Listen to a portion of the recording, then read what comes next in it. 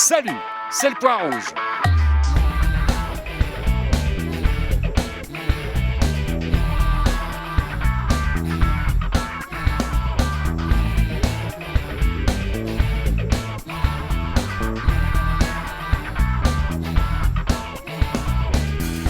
Eh ben oui, c'est le Point Rouge. Enfin, de retour sur la télé libre. En cette année présidentielle, cruciale comme toutes les années présidentielles, mais celle-ci est très particulière. Car c'est inédit que 50% des Français, des électeurs, sont indécis. C'est-à-dire qu'ils ne savent pas pour qui ils vont voter. Ça n'est jamais vu. Il y a également un autre chiffre qui est très important. 38% des Français disent qu'ils n'iront pas voter ou alors qu'ils vont voter blanc. Alors là-dedans, il y a aussi des indécis. Mais globalement, l'offre politique n'a jamais été aussi compliquée. En gros, les Français ne savent pas quoi faire. Alors, je vais lancer ici mon Point Rouge. Vous allez être tous conviés à y participer. On est ici au Forum des Halles, sous cette canopée. Voilà. J'aimerais bien avoir votre opinion, qu'on réfléchisse ensemble. Qu'est-ce qu'on peut faire? On est un peu désemparés. Vous ne trouvez pas, madame? Ben venez. Bonjour madame, comment vous vous appelez? Je m'appelle Cécile et j'aime bien votre émission. C'est vrai? J'adore. Et alors, vous savez pas quoi faire? Je suis comme tous les Français, je suis perdue et en fait moi je pense que notre système est mort et qu'il faut inventer complètement autre chose. Ouais. Oui, moi je suis pour le retour à la nature, le retour à la terre, arrêter de consommer comme des cons et Mais il y a des candidats qui sont particulièrement écologistes pour la première fois, qui mettent l'écologie au centre de leur programme. Monsieur Mélenchon, Monsieur Hamon vient de faire venir les Verts dans son équipe. C'est quelque chose de... Ça, c'est nouveau quand même. Donc la politique peut agir là-dessus, ou vous préférez vous éloigner de la politique et faire partie de ces gens qui aujourd'hui disent « j'en ai rien à foutre ». je pense qu'on dit on en a rien à foutre parce qu'on a peur de dire qu'on est dépassé en fait. Ouais. Je pense que c'est ça. J'ai un invité qui est là, qui nous attend. Je vais le faire venir. Restez, vous allez discuter avec lui. Reda, mettez-vous là, s'il vous plaît. Reda, vous travaillez au commissariat à l'énergie atomique, hein, c'est ça? Ouais, c'est ça, ouais. Et vous êtes quelqu'un, vous vous êtes rendu compte que vous avez une maladie. En fait, je suis victime d'une double contrainte qui trouble en fait ma capacité de réflexion et qui neutralise ma capacité de création et notamment politique. C'est ça, la double contrainte, c'est cette injonction paradoxale dont vous parlez. C'est-à-dire qu'on nous dit il faut voter, c'est pas obligatoire, mais il faut faire son devoir de citoyen, mais vous n'arrivez plus à le faire, c'est ça? Totalement, oui. En fait, on vous dit que vous êtes citoyen. Ouais. Donc vous avez toute l'énergie, là, oui, je veux être citoyen. Et donc, en fait, vous avez le droit de vote. Hein. Et du coup, quand vous allez voter pour quelqu'un, vous ne votez pas, en fait, vous élisez quelqu'un qui va décider pour vous. Et donc, à partir du moment où vous mettez un bulletin dans l'urne, c'est plus vous qui décidez, c'est la personne que vous avez élue. Et du coup, c'est deux informations contradictoires, c'est-à-dire que vous êtes citoyen et en fait, vous ne l'êtes pas. Et ça s'appelle deux injonctions contradictoires. Et si on vous répète tous les jours qu'on s'est battu pour le droit de vote, alors qu'on ne s'est jamais battu pour le droit de vote. Hein. Il dit on ne s'est jamais battu pour le droit de vote. Qu'est-ce que vous voulez dire? Bien sûr, on s'est battu, on a fait la révolution pour ça. En 1848, il y a eu les barricades, ici même à Paris d'ailleurs, et les gens ne réclamaient pas le suffrage universel. Hein. Ils réclamaient des droits du travail, du salaire, mais jamais le suffrage universel. Et le suffrage universel est accouché en fait comme une solution pour casser l'élan citoyen qui voulait des droits, en fait. Vous comprenez la différence? Moi, de toute façon, je ne vote pas. Ah oui, vous votez pas. J'y arrive pas à donner. Moi, je serais plutôt à voter pour Pierre Rabhi et Cyrulnik. Vous voyez, c'est complètement le genre de structure qui me plaisent. Vous voyez, c'est pas mon monde, celui-là. Celui-là, il s'est Si, c'est votre monde. Non, oui, d'accord, Sauf qu'on ne sait plus comment y vivre. On ne sait pas. plus comment y exister aujourd'hui. Voilà, mais c'est pour ça que je dis que ce monde, le monde tel qu'il est et tel qu'il s'est structuré, je suis obligée de vivre dedans, mais qu'on ne me demande pas d'y participer parce que intimement, je n'en fais pas partie. Mais bon, c'est très intime D'accord. ce que je dis. Mais c'est intime. Vous comprenez ce qu'elle dit là? Totalement. Après, votre approche, c'est-à-dire que vous voulez quand même élire quelqu'un. Oui, et Ouais. je serais plutôt, pour moi, ce serait des maîtres à penser comme des gens comme Cyrulnik qui ont une réflexion. Boris Cyrulnik, ouais. Oui, voilà, et Pierre Rabhi, dont j'adore le parcours. Mais qui n'est pas, ils sont pas candidats, ces gens-là. Non, non, bien sûr. Donc, on a un problème, c'est qu'on doit voter pour des candidats. C'est ça aussi. Mais quand est-ce qu'on devient citoyen alors? Quand est-ce qu'en fait, nous, on se rassemble, on délibère, on décide et on va voter la loi ensemble? Quand est-ce qu'on fait ça? On a toujours besoin... Rapprochez-vous du point rouge, là, vous êtes en train de partir, là. Est-ce qu'on a toujours besoin de cette société paternaliste en fait, un sauveur ultime là, Euh, tous les 5 ans? Non. Non. Voilà, je vois Monsieur Lassalle qui est là-bas, parce qu'il est suffisamment grand. Il a une cravate rouge, Monsieur Lassalle, et son sourire habituel de député des Pyrénées-Atlantiques, c'est ça? Oui, c'est ça. Monsieur, il est maire également d'un petit village dans la vallée D'Aspe. d'Aspe. C'est un député ex-Modem. Il a voté Nicolas Sarkozy en 2012. Il a quitté François Bayrou. Il a soutenu Nuit debout récemment. Il a fait une grève de la faim parce qu'il y avait une usine qui était délocalisée dans sa vallée. Il a fait une marche également en France. Il a fait 5000 km. Ça, c'était en 2012 et en 2013 et en 2014 il a fait le tour d'Europe à pied également, je crois. Non, il a pris des avions et des trams. Le Tour de France, c'était à pied, et vous avez tiré un enseignement. Vous avez rencontré des milliers de personnes par rapport à la politique, par rapport à votre engagement politique. Est-ce que vous comprenez aujourd'hui ce qui se passe? C'est-à-dire qu'en France, on ne sait plus quoi faire. Et il y a un sondage récemment du Cevipof qui dit qu'il n'y a plus que 9% des Français qui ont du respect pour leur politique. 9%. Je ne suis pas du tout étonné. C'est ce que j'ai entendu à longueur de kilomètres. Et comme vous l'avez rappelé, 5500, ça fait long sur 9 mois. Qu'est-ce que j'ai entendu? D'abord, c'est un peuple qui a peur aujourd'hui, alors que la France, c'est pas ça. Et elle n'a plus confiance en rien ni en personne. Et alors, dès qu'elle voit un politique, elle le déteste, et c'est de la haine. À la limite, elle tolère le député de sa circonscription en sa circonscription, qu'il ait voté pour lui ou pas. Mais alors, les députés en nombre, alors c'est tous, on est pire que rien. Les sénateurs et les gouvernements.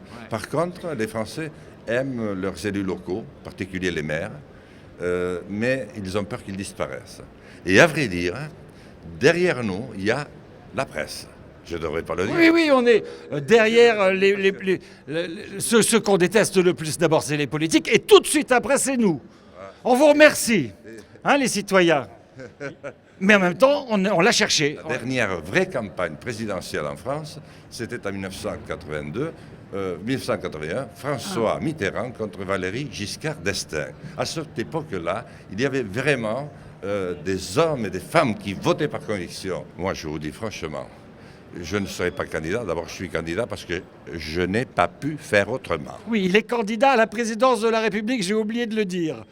Voilà. C'est vrai. Oui, mais vous avez raison de le préciser. Oui, parce que... C'est un paradoxe parce que, parce que vous dites que en fait, les députés ne sont pas détestés, mais plus vous allez haut, plus en fait, on est détesté. Donc demain, vous allez être l'homme le plus détesté de France alors encore. S'il est élu président, oui. Mais rien n'est certain. Parce que, excusez-moi, vous n'allez peut-être pas le prendre bien, mais Gandhi, il était rien. Et il a quand même accompli l'un des actes les plus importants de l'histoire contemporaine. J'essaye de dire dans quel état se trouve aujourd'hui notre pays. Ça, d'accord, mais ça, on s'en rend compte. Qu'est-ce qu'il faut faire, Monsieur Lassalle? Nous n'avons plus le courage d'assumer ce que nous sommes. C'est pour ça que, dès que je suis président, je fais en sorte que la France, immédiatement, retrouve des marges politiques et des marges financières pour, de nouveau, redevenir le pays où on espère, le pays qui a un futur, le pays qui a un horizon. Et si nous réussissons, une France heureuse a réussi tellement à faire monter l'humanité en civilisation, ce qui nous éloigne de l'animalité d'où nous venons. L'animalité, c'est « je suis plus fort que toi, je t'écrase ».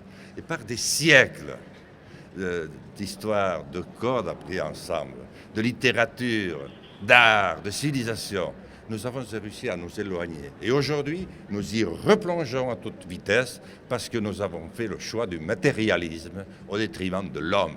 Et hélas, la France est en tête des pays qui ont fait ce choix. Voilà un des éléments qui ne va pas du tout et que 50% des Français, malheureusement, dimanche après dimanche, ne vont plus voter et qu'on ne sait même pas s'ils voteront aux élections. Et moi, je vous dis, si je n'étais pas candidat, je ne sais pas pour qui je voterais. Je voterais blanc. J'ai été très surpris parce que même ceux qui n'ont rien, et il y en a beaucoup qui n'ont rien, me parlaient de cette douleur de perte du français. C'est incroyable ce que les Français sont attachés à leur langue régionale aussi, mais à leur langue en tant que telle. Et voilà. ça participe de l'abandon de la politique parce qu'on se dit, on perd une partie de ce qu'on est, c'est ça. Est-ce que vous êtes d'accord avec M. Lassalle ?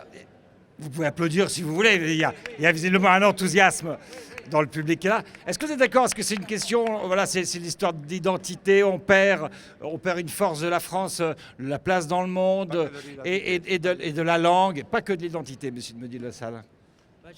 C'est moi qui garde le micro. Ah oui, d'accord. Oui, bonjour à tous. Je vais plus faire un partage par rapport à ce que je pense de la politique en général. En fait, moi, je pense que le truc majoritaire, c'est de reprendre son propre pouvoir dans sa vie. On a en nous un pouvoir de créer notre vie vraiment.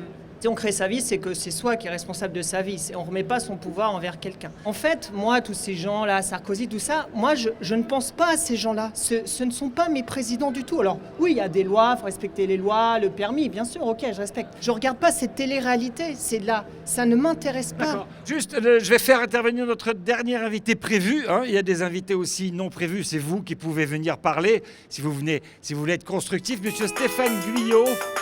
Ah voilà, Stéphane Guyot, mettez-vous là s'il vous plaît. Si vous voulez, on va refaire le cercle. Non, on fait un cercle autour de ce point. Non, voilà, c'est très bien comme ça. Stéphane Guyot, vous êtes partisan du vote blanc. Exactement, de Voilà. sa reconnaissance en tout cas. Voilà. Et vous êtes, en fait, j'ai regardé les chiffres, les partisans du vote blanc, c'est le premier parti de France.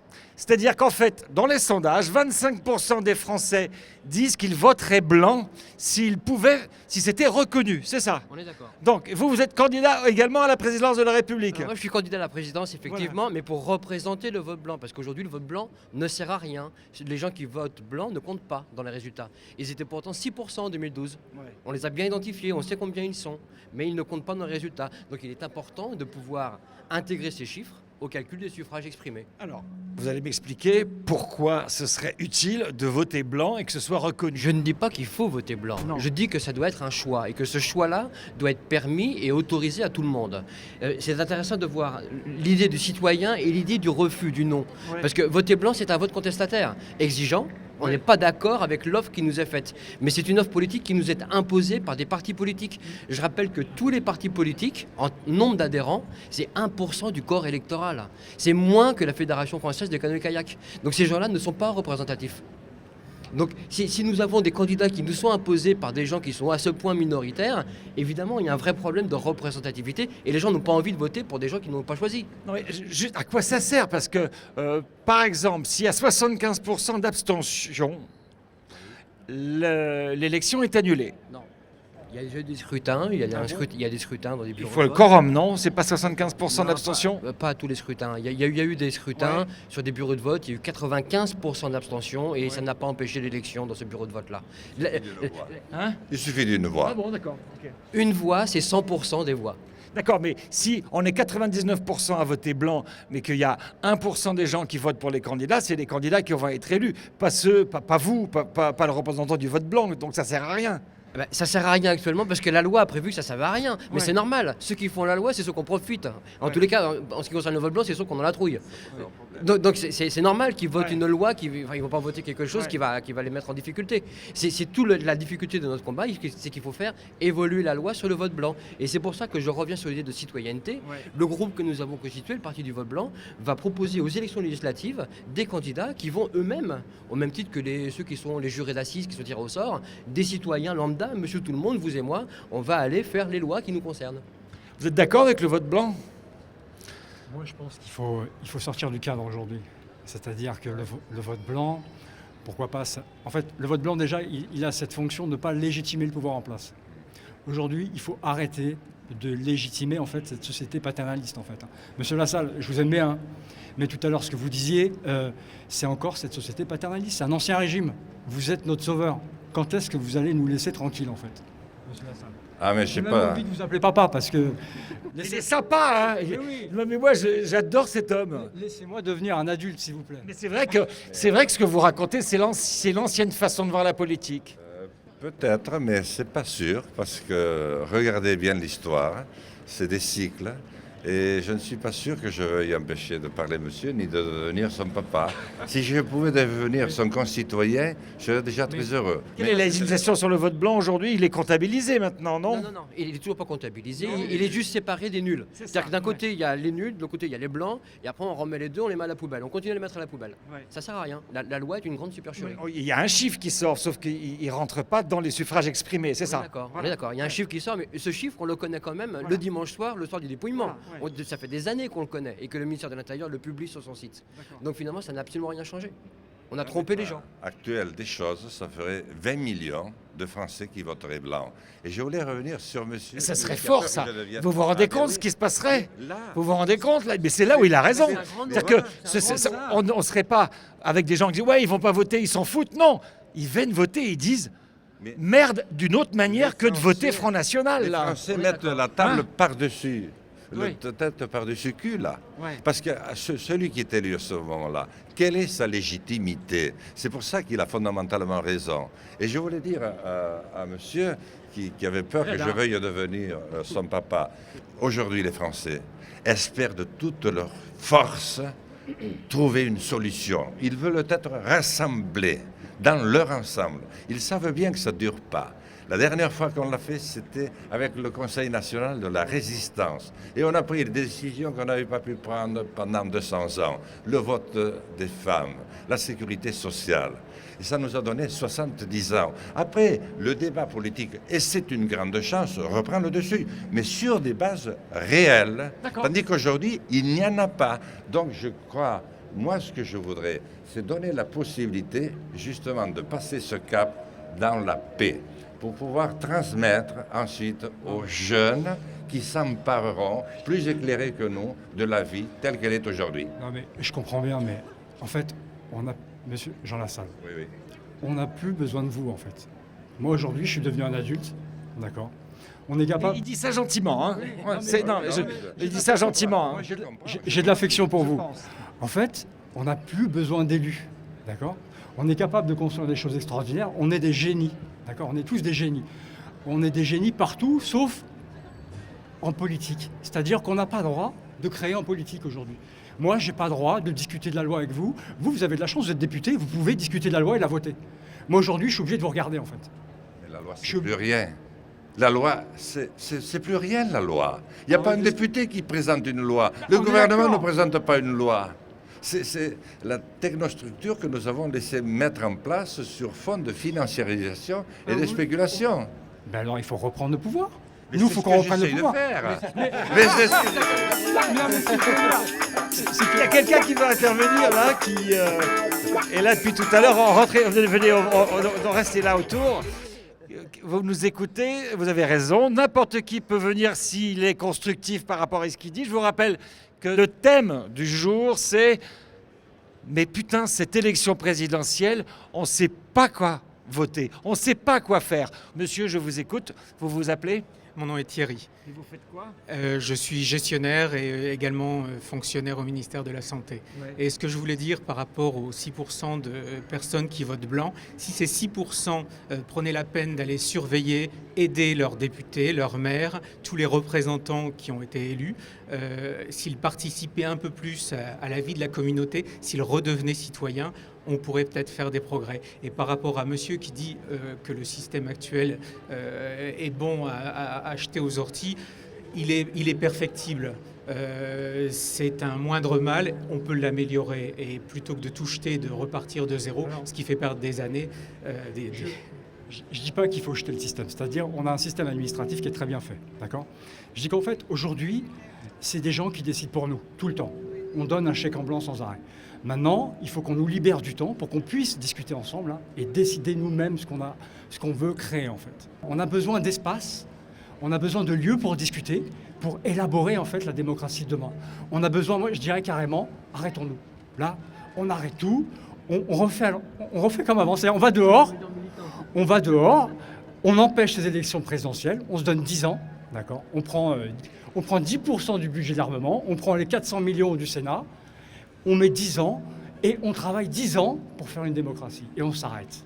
D'accord ? On arrête de les élire, on arrête qu'ils décident pour nous. Vous voulez répondre, monsieur? Je ne veux pas répondre trop précisément. Je suis globalement d'accord avec vous. On a la même idée sur le fait qu'il faut participer. Par rapport à l'administration, en faisant partie, elle est perfectible. Pour moi, l'administration est devenue une catastrophe. On a une hiérarchie qui s'auto-protège, qui impose aux plus petits de travailler énormément, de suivre des décisions stupides. Plus personne n'ose bouger. Une simple mesure dans l'administration qu'il faudrait mettre en place, que chacun puisse noter ses supérieurs hiérarchiques, on aurait des progrès phénoménaux. Et on aurait un bon nombre de bras cassés et de gens qui protègent leurs privilèges qui seraient mis au rebut, là, pour le coup. Qu'est-ce que vous pensez de ce que dit monsieur? C'est du bon sens et on a besoin de bon sens en politique. Et c'est pour ça qu'il faut qu'on se libère du carcan des partis politiques qui sont finalement une espèce de caste à part, qui s'autoprotègent, comme vous le disiez. On a besoin de remettre du citoyen au cœur des Ils décisions sont en politiques. train d'exploser, les partis politiques. On voit des recompositions dans tous les sens, on ne sait pas où on va. C'est aussi ça, c'est pour ça aussi qu'il y a un désarroi aujourd'hui. C'est pas étonnant, les gens n'en veulent plus de ces gens-là, mais c'est normal, parce qu'ils n'ont pas arrêté de nous trahir, de faire des promesses qui ne tiennent pas. Et aujourd'hui, les gens, qu'est-ce qu'ils font? Soit ils s'abstiennent, parce qu'ils ne veulent plus participer à cette mascarade, soit ils vont voter pour un vote extrême, et en général, c'est plutôt Front National qui récupère, qui tire les marrons du feu. À mon avis, on doit pouvoir être un peu plus malin que ça. Et c'est pour ça qu'on dit, Reda disait, il faut absolument, on arrête de voter pour eux. Mais un vote blanc majoritaire, c'est un bouton stop. C'est on dit, allez, pendant un moment, on va commencer à réfléchir. Un vote blanc qui est pris en compte dans le résultat, pas celui qu'actuellement. Mais c'est ça mon combat. Si il sera pris en compte, si nous le faisons, pas si on laisse les politiques décider. Il y a une question que je voulais vous poser, c'est que vous habitez dans le sud de la France, c'est ça? Dans le Gard? Alors oui, dans le Vaucluse, mais je travaille dans le Gard. D'accord. Et vous dites que vous, autour de vous, il y a plein de gens qui votent Front National. Vous êtes en contact avec eux, il y a des gens avec qui vous entendez bien et vous parlez politique avec eux. Qu'est-ce que vous essayez de les convaincre de quoi d'ailleurs? Alors, en fait, comment je fais? Alors, je m'entends très bien avec les électeurs du Front National. C'est des gens comme vous et moi, c'est pas des parasites. Et en fait, ils pensent exactement comme moi. En fait, ils sont en colère. Ils sont pas racistes. Ils sont pas du tout racistes. Ils sont en colère parce qu'en fait, on les trahit d'élection en élection, en élection, en élection. Et donc, ils sont en colère. Et peut-être qu'il y en a quelques-uns qui sont racistes. Comment on les aide, les électeurs du Front National? C'est marrant ça. Déjà, un électeur du Front National, quand vous lui dites est-ce que tu crois que ça va changer quelque chose de voter Front National? Il vous dit non. Évidemment, ça ne va rien changer. J'ai la conscience en fait que ça ne va rien changer du tout. D'accord? Non, il a juste envie d'emmerder les autres. Mais c'est ça. C'est là l'erreur. Mais évidemment, c'est un vote de colère. D'accord. Ok, ils disent je ne sais pas très bien ce que ça va faire, mais au moins les autres, je vote plus pour les autres, et peut-être qu'on va. Non, ce qu'ils disent, les gens, ils ajoutent, ils disent on n'a pas essayé, Marine Le Pen, on peut essayer, on verra bien ce que ça donne. On peut être plus malin que ça, quand même. On peut être plus malin que ça. On n'est pas obligé de voter pour une bêtise sous prétexte de sanctionner des erreurs. À mon avis, on doit pouvoir se libérer de ça et dire peut-être qu'on gagnerait du temps, peut-être que notre intérêt en tant que citoyen, c'est de dire que tous ces candidats-là, finalement, ils sont pas bons. On n'est pas obligé d'en choisir un parmi des pas bons. Il y a un monsieur qui est très en colère là-bas. Il y a un monsieur qui est très en colère. Il faut le faire venir. Je sens qu'il est en colère. Oui, je le sens. Enfin, Il a senti de la colère alors, c'est vrai? Pas du tout. C'était par rapport. Vous appelez comment? Alors moi c'est Romain. Vous faites quoi? Je suis enseignant. D'accord, Romain. Voilà. Vous n'êtes pas en colère ou vous êtes en colère? Si vous voulez. Si vous êtes en colère, on nous dit là. On a eu notre période de gloire et puis bon là maintenant on est une puissance moyenne quoi. Il faut l'admettre. On est à notre place. Moi je pas. Non mais je crois que alors la période gaullienne, la grandeur de la France, tout ça, moi je pense que c'est du flanc un petit peu. Il faut arrêter tout ça. Il faut se soucier un petit peu de la sobriété heureuse, comme disait un certain Pierre Rabhi. Je crois qu'il faut être là-dedans. Ça fait 2 fois qu'il y a des fans de Pierre Rabhi là, qui viennent nous parler.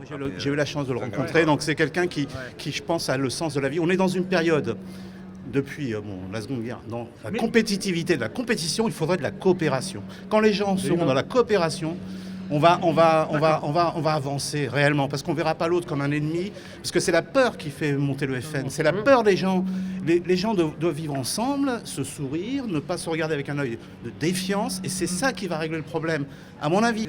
D'accord, ok, on se recentre sur le point rouge. Si vous êtes citoyen, que vous êtes vous-même indécis, vous ne savez pas quoi faire pour cette présidentielle, si vous voulez venir partager ça, vous êtes le bienvenu.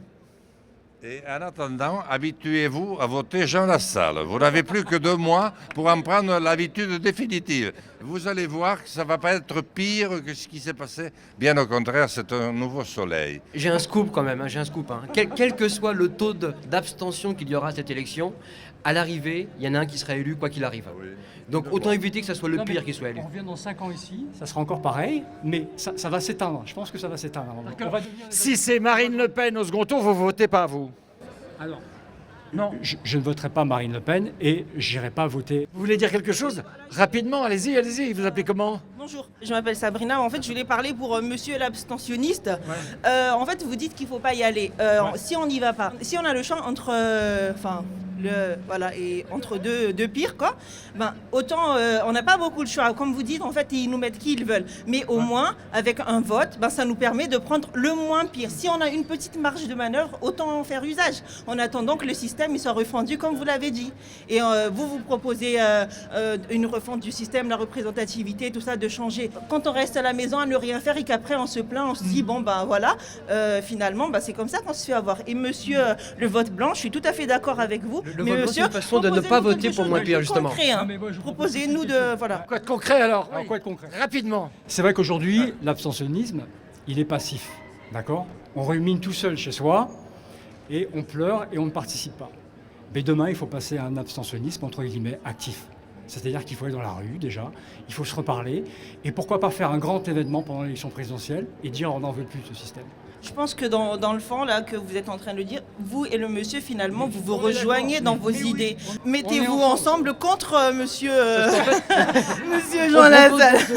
C'est pas contre monsieur Lassalle, mais c'est contre tous finalement. Il faut qu'on puisse voter contre tous. Il est bientôt avec nous. Mais monsieur Lassalle, moi j'ai juste un dernier mot pour vous. Moi je veux bien vous trouver des électeurs et tout ça qui vont voter pour vous, mais moi je suis juriste. Donc du coup, si vous arrivez à être président, trouvez-moi du taf, ce serait bien. Ah, vous voyez, c'est ça la politique.